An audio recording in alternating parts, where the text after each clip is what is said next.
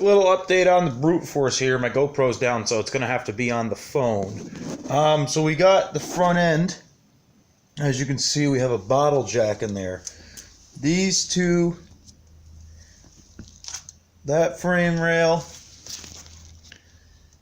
and that frame rail, are bent in. So when you look at the top of this bracket, which I had to get a new one of, does not line up with those frame rails. So we're going to do with the bottle jack, we're going to tighten it and spread those rails back where they're supposed to be. So that's just a little tip or trick.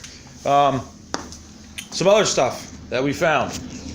The exhaust had water in it. I don't know how that's even possible, but it did. So you can see the exhaust is off.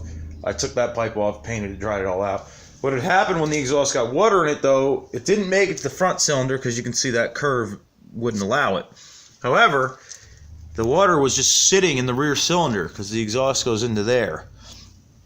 So I tore the valve covers off the engine and Marvel Mystery Oiled everything and went through it. And hopefully it's fine. I'm guessing it's going to be, but we will see.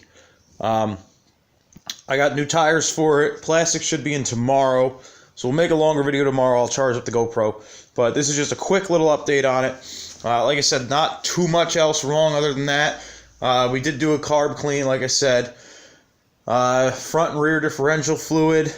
We got that going. Got the axle in. So this thing's about to be ready to be ridden. Hopefully we're going to be doing a startup either today or tomorrow. I'm hoping that it will actually start. We will see. But other than that, I will talk to you all soon.